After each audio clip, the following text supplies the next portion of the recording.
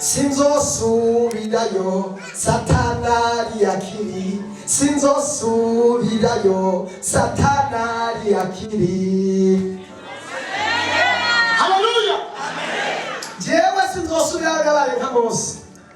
Wewe utambikije mu mwanya uzakurire patase ubundi mwanya ugasubira kwa Shetani kazi kawe asenga amasengesho yayandi ntacyo ahita arasinzira kubera atasenza amasengesho akomeye uwo munsi ntiyahinduka. Wewe arisinzirira aguma ari kwa kundi.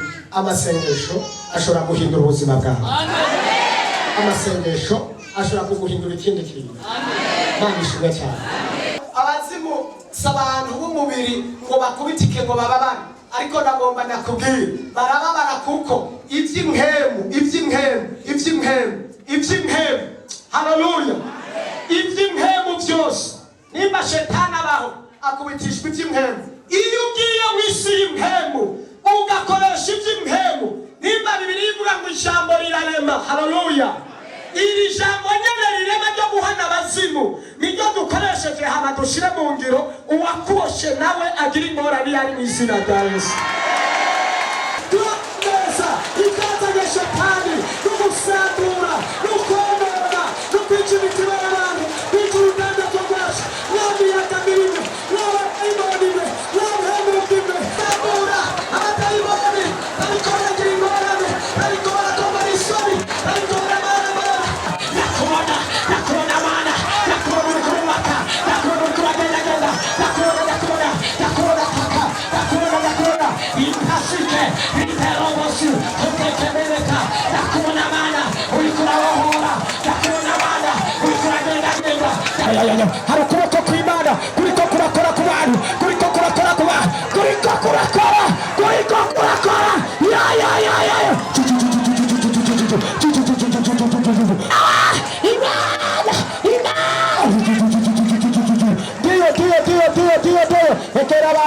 Hekera abantu bari mu Doriya batabara hariya papasike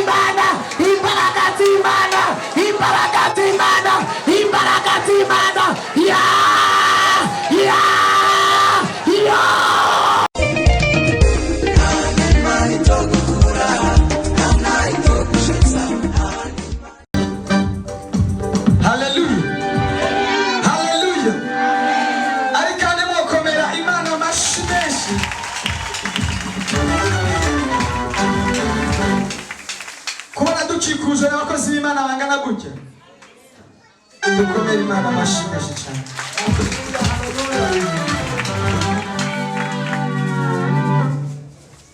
Ayo wasenze mu bihe ibyo byose Imana yarayumvise. Imana nishimye.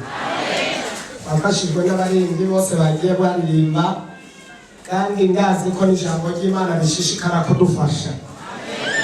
Umwanya rero hariho amasengesho nibaza adasanzwe. Amasengesho umwanya aza kuba adasanzwe. Imana idufashe cyane. Turagira ibihe by'amasengesho nibaza ko bidasanzwe, kandi Imana iraza kubana natwe mu izina rya Yesu. Twari twabagiye ko dufite abakozi b'Imana bamwe bashoboye kuboneka, ariko abandi ntibabonetse kubera bagwaje, abandi bagwaye. Hariho n'abo umenga bazindutse bagenda kubera muhira bagwaye, n'abandi bafatiwe cyane. Ariko uko biri kose shetani yagerageje uburyo bwose bwo kutugwanya kugira ngo amasengesho ntabandanye, ariko yatsinzwe, yabandanije mu izina rya Yesu. Rero nagomba subire ndabahe kaze muri rusange abashoboye kuboneka hano tusubire kubakira, haba dufata umwanya udasanzwe w'amasengesho, kuko ndumva ko hariho ubwiza bw'Imana buza kuba hano. Reka dusaba abapasitori bahagarare bashoboye kuboneka, baje bashoboye kuboneka, yabashoboye gufatirwa. Umubangutsi umuntu arashobora kwivuga na paruwasi akoreramo n'ingoga mu bubangutsi, hanyuma byoba byiza cyane. Haleluya. Nitwa Shimimana Kioteri, nkorera muri paruwase ya Bujumbura Ntare. Yesu abaha umugisha. Ukomera amashyi muri Yesu. Haleluya. Tugarukije pasiteri ahagaze, arafise n'abo bagendanye b'abavuga butumwa asanzwe arongoye, barongora amashuri, nabo boca bahagarara mukababona. Abavuga butumwa bakorana ibikorwa by'Imana muri iyo paruwasi barongoye amashuri, nabo batatu bane niho bashoboye kuboneka hano. Bamwe bari muri Irare, mu Marambya, mu Itenga, barongoye amashuri yabo. Mbega murabahaye ikaze mu izina rya Yesu. Yesu agire neza. Pasiteri n'abavuga butumwa bakorana umurimo, Imana ibaha umugisha cyane. Nanje nitwa Pasiteri Minani, nkorera muri paruwasi ya Kamakara, aho bita mu Rugombo, aho bita muri Rugeregere. Rero nkorera, Imana ibampere umugisha cyane. Abo dukorana nabo nibahagarare. Yego, nabo bavuga butumwa barongoye amashuri nawe asanzwe akorana nabo. Mbega murabahaye ikaze mu izina rya nde? Imana ibaha umugisha mwinshi. Imana ibahezere cyane. Asante. Yesu nashimwe. Hama natwe twitwa Pasiteri Nifashije Emmanuel, sanzwe ndongoye paruwasi yo mu Kagazi mu Cibitoki. Yesu abaha umugisha. Arabavuga butumwa bashoboye kuza, abone azananye n'umuvuga butumwa mwe kumbure. Murabahaye ikaze abo bakozi b'Imana. Yesu abaha umugisha. Haleluya. Amen. Turabaramukije mu izina rya Yesu. Amen. Yewe nitwa Pasiteri Niyompamvu Ezekiel, Mikrofone. nkorera muri paruwase Munyika, komine Rugombo, agendanye n'umuvuga ubutumwa umwe nahakuze umubone. Haleluya. Imana yacu yadushobora. Dukomere amashyi Umwami Yesu. Turabahaye ikaze. Imana nishimwe. Amen. Jewe nitwa Pastori Musavyimana Jeremy, sanzwe ndongoye ishengero ry'Imabayi ku Kibira, nazaranye n'umuvuga butumwa umwe. Imana ibaha umugisha cyane. Kibira hariya mu Cayi, i Buhoro ku Kibira ku Mbeho. Tubahaye ikaze mu izina rya nde? Haleluya. Amen. Jewe nitwa Pasiteri Ransobanuye Janvier, nkaba ndongoye paruwasi ya Cibitoke Centre. Dukomere amashyi Umwami wacu Yesu Kristo. Haleluya. Amen. Anje nitwa Ngendakumana Claude, nkaba ndongoye paruwasi y'i Buganda, ahantu bita mu Kaburama ku barabara ya gatandatu. Yesu abampere umugisha. Amen. Twagendanye n'umuvuga butumwa bari babiri, ariko umwe yashoboye kugira ibibazo yasubira inyuma, ariko hasigaye umwe ngaho. Yesu abaheze. Amen. Dukomere amashyi Umwami wacu Yesu Kristo. Mbega abakozi b'Imana murabahaye ikaze. Imana ibakorera iki? amen amen. Ndabona mbere data Sabina hari inyuma.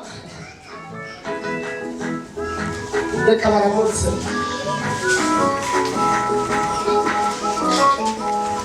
Yesu ashimwe. Ndabagumbiye mwese mu izina rya Yesu Kristo. Utumbwira mugenza wati sengera izo nzuzi z'amazi y'ubugingo ziri muri wewe, kuko iki ni igihe cy'uko amazi atemba aje kubatagira amazi yo kunywa. Haleluya. Inzuzi zitembe zigutemberamo mu izina rya Yesu. Haleluya. Sawa. Kubera ngo n'umwanya uri kuratujana, bafite iminota mike, hariho dusomere ku murongo wa 28. Farawo abarira Mose ati mvi ruhande uzira akaziri uze wongere kungaruka mu maso, kuko umunsi uzosubira kungaruka mu maso uzopfa. Aho rero hari urugamba rw'abantu babiri. Mose akavuga ngo n'ibyacu turabitwara, Farawo ngo ntabwo mutwara. Mugaba mu kwikurayo amubwira ngo mva mu maso kandi ntuzogaruke. Reka twumve ingene Mose yabivuze yamwishura. Mose aramwishura ati tuvuze ukuri, Kuvuza ukuri sinzosubira kugaruka imbere yawe, sinzosubira kugaruka mu maso ukundi, sinzosubira kugaruka. Haleluya. Sinzosubira mw'isi gukora ibizira, sinzosubira mw'isi gukora ibizira, sinzosubirayo Satana liyakiri, sinzosubirayo Satana liyakiri. Haleluya. Jewe sinzosubirayo nabaye nka Mose. Wewe utambikije mu mwanya uza muri repentance, ubundi mwanya ugasubira kwa Shetani kazi kawe. Mose aravuga ati mvuze ukuri sinzosubirayo.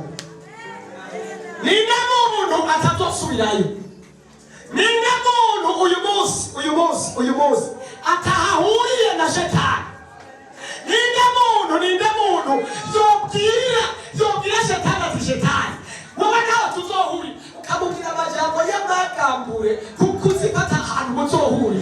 Erega abantu banga kuvuga amajambo ababaza Satani kuko hari ahantu bazohurira. Yesu adufashe cyane kubera bafise igipande kimwe kiri ku Mana n'ikiri kwa Shetani.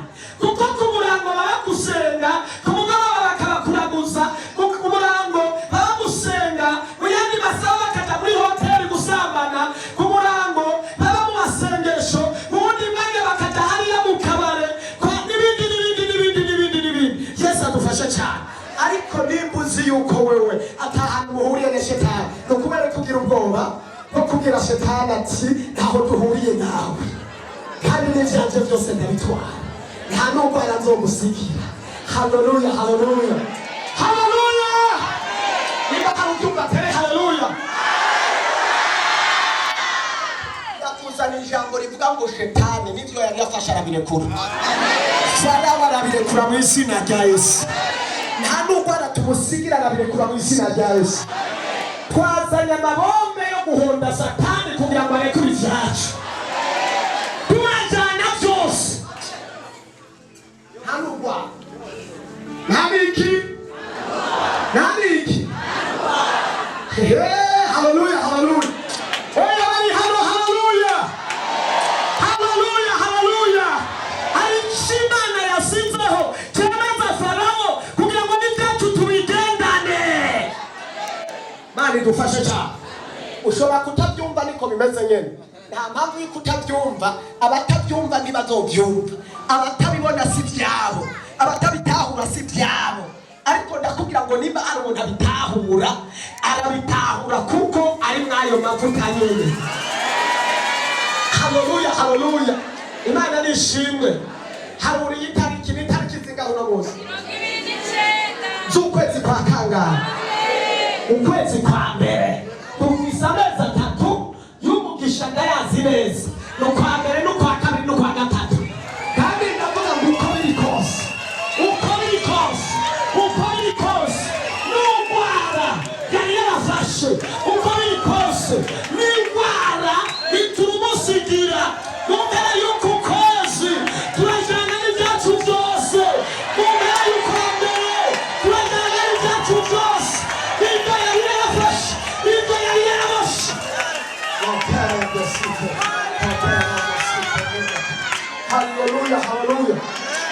haleluya haleluya haleluya haleluya. Abakozi b'Imana bagiye guhaguruka, natwe tugiye guhaguruka turahona satani n'ibyo yamize arabidahwa mu izina rya Yesu. Hari umuntu yizera ko hari ubushobozi bubohora? Hari umuntu turazi ijambo ry'Imana ngene rivuga ivuga ngo ukuboko kwiwe si kugufi ngo n'amatwi yiwe ntiyapfuye ngo ananiwe no kumva, n'amaboko yiwe si magufi ngo ananiwe no gukora. Haleluya. Hari ahantu byugariwe, hari ubushobozi bugiye kubyugurura. Hari ahantu haleluya, hari ahantu amasho yawe yari yabohewe, hari ahantu akazi kawe kari karabohewe, hari ahantu amagara yawe yari yabohewe, hari ahantu promosiyo yawe, promese wabwiwe igihe kirekire, urugendo rwawe rw'igihe kirekire byari byarabohewe, ariko ndakubarira ngo nugwara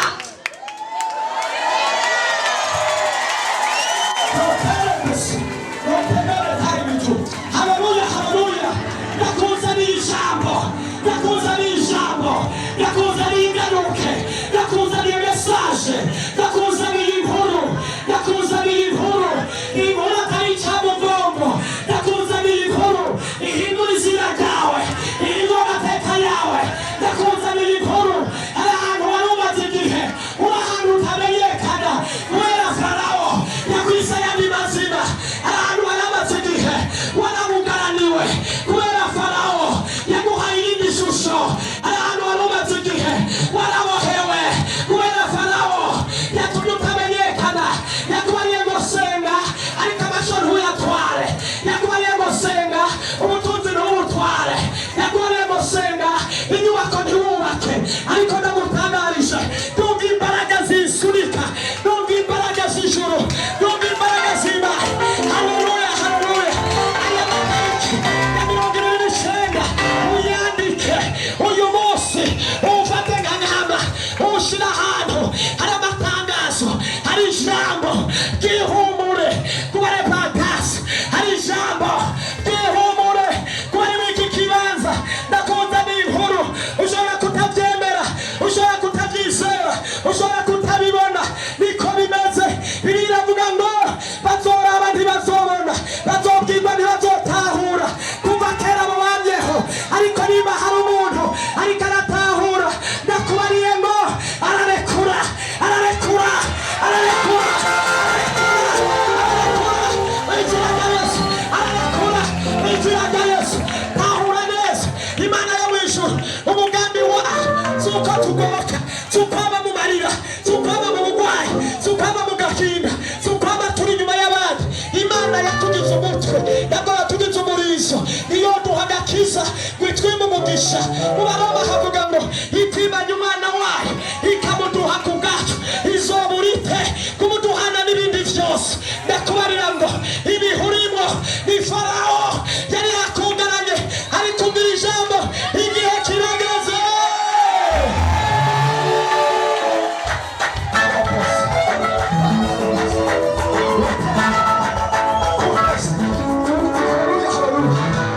Haleluya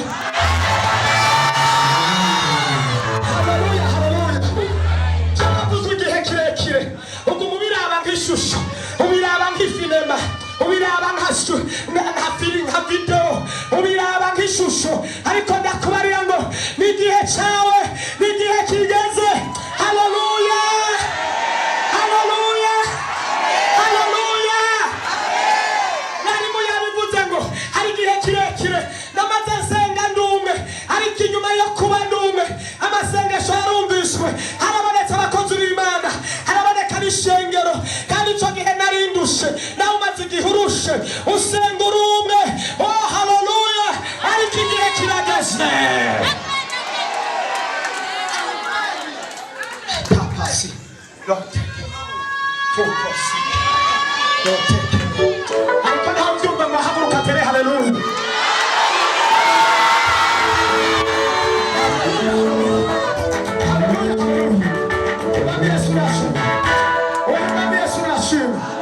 Haleluya haleluya. Nishime. Haleluya. Mose aravuga ngo nugwara ntituzorusanga. nturusiga. Imana ishimwe. Nugwara nturusige. Nugwara nturusige. Tubagomba dutegeke mu bushobozi. Ariko Imana irabaho cyane ntayihari. Imana irumva cyane ntiyumva. Imana irakora cyane ntikora. Imana irishura cyane ntiyishura. Imana irakora cyane ntikora. Imana iratabara cyane ntitabara. Papa sikerote. Mana nimba ukora tangura ukora isaha. Mana nimba ubaho korera aba bantu. Reka baje kugusenga. Reka twaje kugusenga.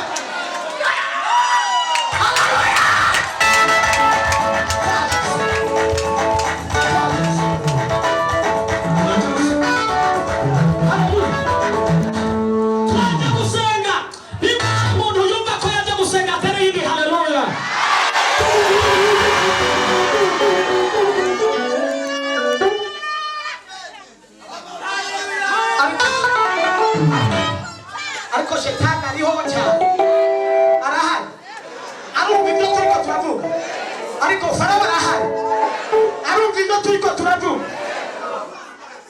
mundore nta n'inkoni ntabwo yondondera inkoni ntabwo yondondera inkoni ndondera inkoni ndongerera n'inkoni reka si ibyo gukina ndondera inkoni nzabiri ako mwafise gute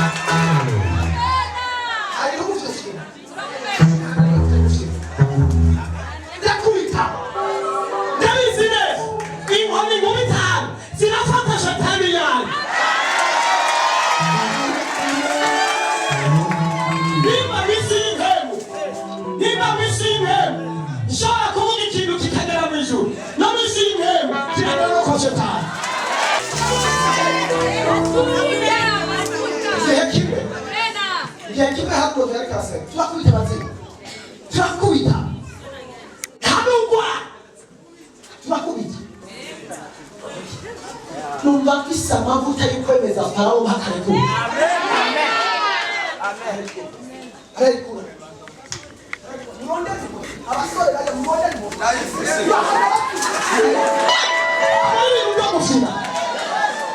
Nakari ibintu byo gushima. Turakubita abaze mu kandi bica mu nzira.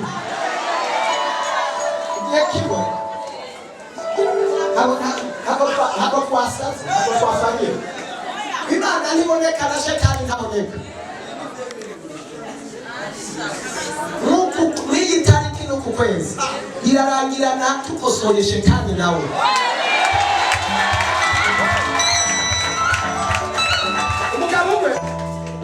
Umugabo umwe yari umuntu afise amafaranga aja akamuha asenga Imana asenga igihe ikajya kubarira shetani niba atari wene nyoko canke atari inshuti yawe niba atari inshuti ufise icuma uhonde uvuga ati shetani ndaguhonde ufise ibuye uhonde uvuga ati shetani ndaguhonde. Shetani n'umwasi yaratubabaje cyane yaraturuhije nuko wamubona twamujya n'amenyo.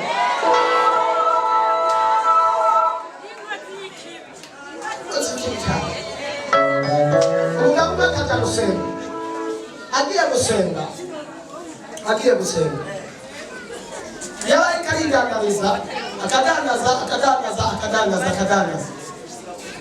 ku mugoroba agafata amafaranga akegerana agiye muhira uko yataha muhira niko yamenye ko neza hari isuma biko biramurondera kugira ngo bimugire nabi benshi. Yesu adufashe cyane. Yesu adufashe.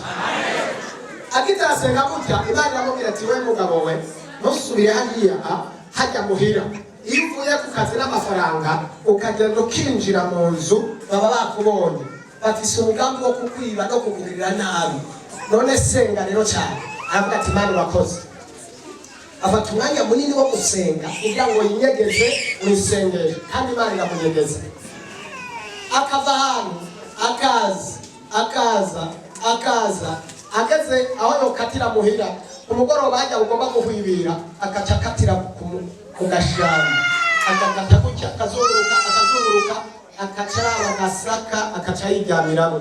Kumbe nabo baramukurikira harimo abasuma n'imbugita n'ivyuma n'ibiki n'imigozi baguma bagenda bamukurikirana ahaje uko akase gutya nabo bakata babanza kurindira ati ntasinzira reka turabe twabonye haciye tubaza kumufatisha amaboko uko biri kose. Hanyuma nawe agezeyo akacafuka amatimama niwe wabwiye ngo nze hano niwe wabwiye kuzondinda niwe wabwiye kuzonzigama ni wewe ukorana nanjye urazi ko ndakubaha nkagusenga kandi nkagomba kugomba nzigamira mu ishamba rero inzoka n'ibimiga n'ibindi byose hize bimbone akaca yisinzira. Nuko gusinzira nabo bakaza bagatembera aho hantu bakazunguruka bakamucamo. Kumbe nuko baramurondera baramubura. Igihe kimwe bagomba kumushikako neza Imana ngo ikimuhindura ikintu giteye ubwoba. Bako kanya wewe yariryamira akikoma bukeye. Kumbe n'abajyamo bagaca hinduka ibuye. Baba baraje barazunguruka icyo gisagara barazunguruka bambi iryo shamba bageze gutya babona urubuye ruhari bagakata ruhari baranagwicara kandi bicaye kuri baravuga none ngaha baciye ngaha ko yinjira ari he bakarondera bakicara kuri we bakatumurika n'amatoroshi bakabura. Noneho ugomba guca ni mu guca bakacacoboka bakagenda. Baravuga ati none imisosa cyaha ageza aho hose hirya no hari n'ishyamba n'akagasaka twarabye twabuze tuhabona igisaka none anikira aranyika cyane. Ariko iyo umuntu asenga Imana hari ikindi kintu Imana imukora. Haleluya. Igihe kimwe rero yirirwa arakora arareba ageze wamanya mukata gutya arakata gutya arinjira ageze aho hantu kubera yari yarushe ahita aricara asenga amasengesho yayamenye ntacyo ahita arasinzira. Kubera atasenza amasengesho akomeye uwo munsi ntiyahinduka wewe arisinzirira aguma ari kwakunda. Amasengesho ashobora guhindura ubuzima bwawe. Amasengesho ashobora kuguhindura ikindi kintu. Imana ishimwe cyane. Imana ari yavugana nawe ati senga uzosenga.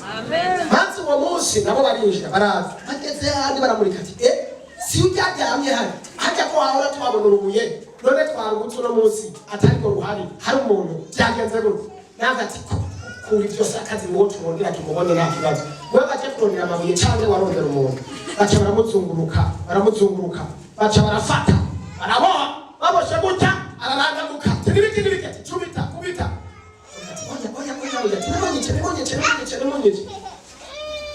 none misi yose twaje tukurondera ngaha wari he ati nukuri mwaraje nabandi ngati urabesha twaraza ntitubone ntitusange ari wewe twasange ibuye umwanya wari wowe none wewe wari he ati nukuri nabandi ngati urabona ibyo nabesha angati boha araboha angati banza mundeke basi sema ati bantu tubwire ingene wahora utukurira hano ati nta kindi nakora jewe iyo nje ngaha ndahita senga rero turabe ko ngaha twasangiruye senga rero turabe.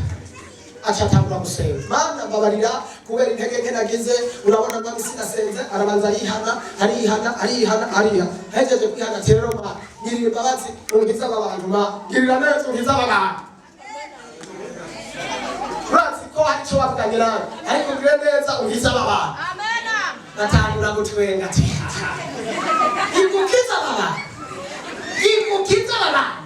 tweke ibanukiza nawe aravuga ati haleluya amen urakoze Mana kubankijije urakoze umuntu arakomeye cyane n'umusaza iragukijije kandi turi kumwe nawe. Wewe nyamuyerera mukonfirmye ko mubwiye ati ndabagukijije. Imana nishimye. Hallelujah. Umwe muri we acarashabura ati uzi ko uyu muntu ari burabwenge. Ati uzi ko adakomeye. Uzi ko adakomeye bwa bundi. Reka mbanze ndamukosora acafata inkoni. Bazakwemera mu mana. Arakubita. Umwe mugeze urababaje.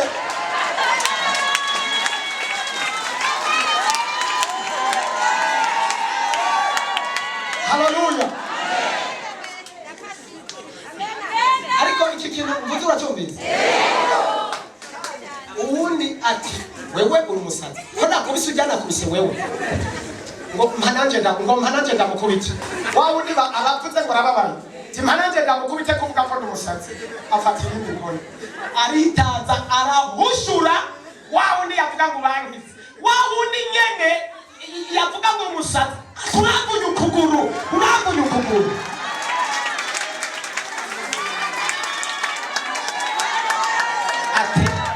Ati nawe urababaye. Ari hajya atangura kuvuga turakoze Mana. Urakoze kunkijije abantu.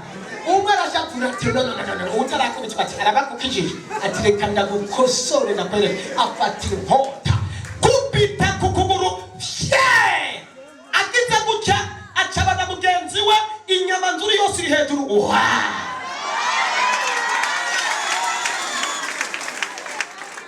Bega Imana nimba yakoze ivyo ni kubera iki tutokubita abazimu iyo bari ngo bashikire.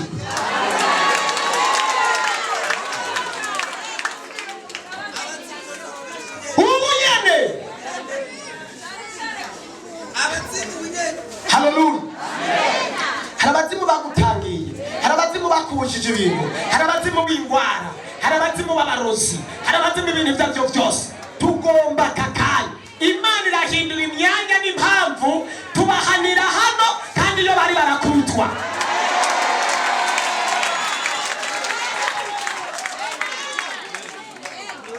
Ariko mwaje gusenga Imana cyangwa se mwaje gusenga?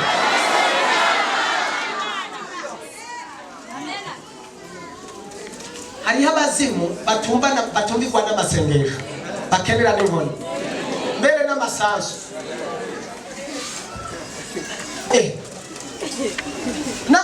N'amasasu hari umuzimu umwe wateye mu Cibitoke ca Rugombo uca mu witwa Benjamin abo musuma karuhariwe arasarica abantu ibara riragwa. Abasenzi bose bo mu Cibitoke twarafashe amasengesho abaho iminsi 3, iminsi 4, iminsi 10, iminsi 7 abantu bakaguma bata. Imana irumva cyane niyo. Turasenga tubona umenga kabisa Benjamin yananirana. Ariko nagomba nakubwira isengesho ryose rirafise aho rica kugira ngo rikore ikintu. Hari umugabo umwe yitwa Nyandwi yahora ari umupolisi wo mu municipal akora amakosa baramwirukana aca yitahira muhira atahana akagrenade. Agize gutya ntunze ya Benjamin acaja kwa Nyandwi nyene umwiba. Nyandwi nawe yarafise ako kagrenade. Hajya arumva ko baje, arumva ko bariko bararasa, arumva ko bariko barinjira. Yesu adufashe. Bamaze kwinjira neza na neza ataravuga ati sawa. Arinyegeza yigendera hejuru aje ahantu mu mfuruka aca batera ako kagrenade. Ako kagrenade nyene kaca gafata Benjamin nabiwe bose karabahonda. Mu nyuma rero niho twiyumviye ati baje mbega none naho twasenze Imana wumva yakoresheje ryasengesho cyangwa yakoresheje akagrenade kugira ngo Benjamin afatwe. Hariho abadayimoni bakenera amasasu, bakenera inkoni, bakenera. Hariho umuntu nk'ubu ashobora gufatwa n'umuzimu wo kwiba akiba naho mosenga amasengesho ameze gute bikananirana. Ariko agiye akamara imyaka 3 hariya mu mpimba agakosogwa avayo avuze ngo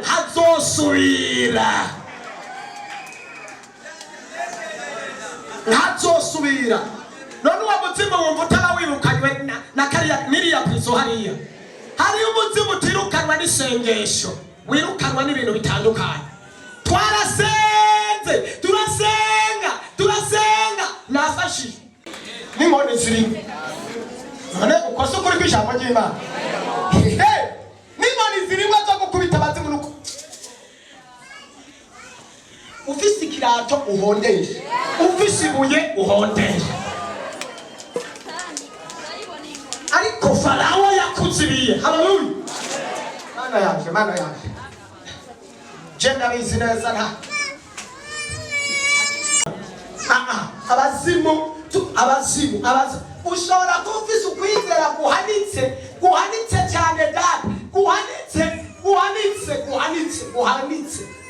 Ukwereka kumenga abazimu sabantu b'umubiri ngo bakubitike ngo bababane. Ariko nagomba nakubwira barababara kuko iby'imhemu. Haleluya.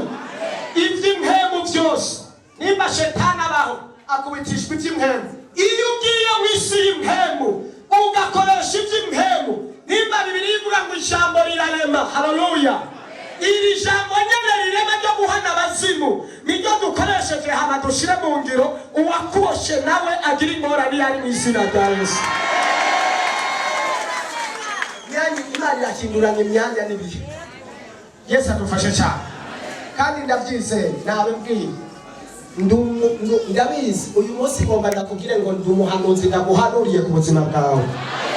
Naho utavyumva ndahanuye, naho utavyemera ndahanuye, naho wigira najuwa ndahanuye, naho wigira uwo hejuru ndahanuye. Nta mpamvu kuko umusengasega abantu kandi dufise Imana yo mu ijuru. Nta mpamvu. Hari ibihe byo gusenga ukisonzesha, hariho n'ibihe byo kurya, hari ibihe byo kurira, hari ibihe byo kutwenga, hari ibihe byo kubiba, hari ibihe byo kwimbura, hariho n'ibihe byo guhana ukoresheje inkoni. Icenda bikubwiye uyu mwanya tugomba gusenga. Nimba hari umuntu yumva agomba ko dusenga, afata position y'amasengesho dusenga. Toposi kerote mbele taimitu note kerobosi. Ntabwo dusengera gwaye dukubita abazimu bakwitambitse imbere. Ivyo biraza kuba mu nyuma byo gusengera abantu. Kandi awona ndahera kubampanze tutashaka guhangana nabi wawe. Ndahera kubampanze biwanje, ndahera kubampanze kuko bahari bampanze, barahari bahanze umuryango wanje, barahari bahanze ishengero, barahari. Ndahera kura nutashaka muko abazimu tugomba kubakubita bitwo ufukama no gusenga Imana. Uyu munsi ubu ni tugomba gusenga Imana, tugomba guhana abazimu, tugomba gukubita abazimu. Naho ukubita abazimu afukamye aho tuba tugiye mu buryo bw'imhemu. Ari amasengesho ane. Isengesho rya mbere n'irya kabiri n'irya gatatu ni iry'imhemu, ariko isengesho rya kane ni isengesho ryo kwibohoza cyangwa ryo gutegeka no gusambura inama z'umugwanizi. Ari ibintu umuntu abamwo. Hari amasengesho y'agakiza no guhinduka tugakizwa, ivyo turabizi no kwihana ibyaha. Ariko hari n'amasengesho yo gukubita abazimu. Reka dufate umwanya dusenga. Mu bushobozi waduhaye twaje duhagaze mu izina rya Mose ntiyigeze aha ibiganiro Farawo, ariko yaravuze ngo mu bushobozi Imana yampaye no muri autority ijuru ryampaye ndahanganye na Farawo. Natwe uyu munsi twaje guhangana na Farawo ahanze abakozi b'Imana, asubiza inyuma abakozi b'Imana, amaramaza abakozi b'Imana, asuzumuza abakozi b'Imana. Hariyo Farawo ateza ubukene abakozi b'Imana, kandi ijambo ry'Imana ritubwira ko turi abanyamugisha. Ariko abadayimoni bagahagarara bakatwivangamo.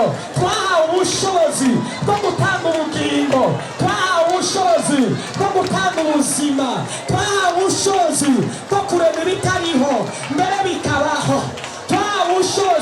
zo kuzana ibiri kure mbere bikatwegera mbereye kwa abakozi bawe hari igihe kirekire bagukoreye bakuvugiye bagushingiye intahe ariko farawo yagiye abivangako ariko farawo yagiye bagwanya yagiye basubiza inyuma yagiye abita ayandi mazina nanjye ndabasengeye tabara abapasitori bari hano tabara abavuga butumwa tabara abadiyakoni nanjye untabare w'izina rya Yesu tabara ishengero ryawe turagize imyigaragambyo natwe tubasha imbere yawe turagumutse wowe farawo n'abadayimoni n'abakozi biwe turahaganye w'izina rya Yesu turakubita hasi iby'abazimu iby'abazimukazi turahonda emubiza abarozi emubiza shetani